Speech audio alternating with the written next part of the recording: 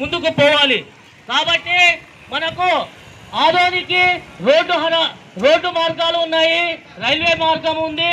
కాబట్టి మనకు ఆదోని జిల్లా ఏర్పడడానికి ఎంతైనా మన హక్కుని పోరాడే విషయంలో మనము ఎంతో అందరూ కలిసి ముందుకు పోయే విషయం ఉంది. కాబట్టి ఈరోజు అమరావతి రోడ్డు మార్గం లేకపోయినా, రైల్వే మార్గం లేకపోయినా అమరావతిని మనకు రాజధానిగా ఏర్పరచడానికి మనసు ఉంది. కాబట్టి మన ఆదోని జిల్లా ఏర్పడడానికి మన ప్రజలతో ఎన్నుకోబడిన ప్రజాప్రతినిధులకు ఎందుకు మనసు లేదనేది మనం అర్థం చేసుకోవాలి. కాబట్టి మనము ఆదోని జిల్లా ఏర్పడడానికి ముందే మనము 4 ఇబ్బందులు పడ్డాం.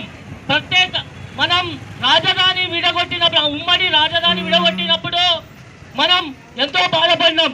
తర్వాత మనకు ప్రత్యేక హోదా రావాల్సిన విషయం ఉంది, అప్పుడు కూడా మనకు ఎంతో బాధపడ్డాం, ప్రజాప్రతినిధులు కానీ ప్రజలు కానీ. కాబట్టి మనకు ఆదోని జిల్లా ఏర్పడడానికి ఎంతైనా అర్హత ఉంది. కాబట్టి అది హక్కుగా కోరుతున్నాం. అది హక్కుపై విప్లవం అయితే ఇది ఎంత విప్లవంలో వీరులున్నారు, సూర్యులున్నారు, తీరులున్నారు.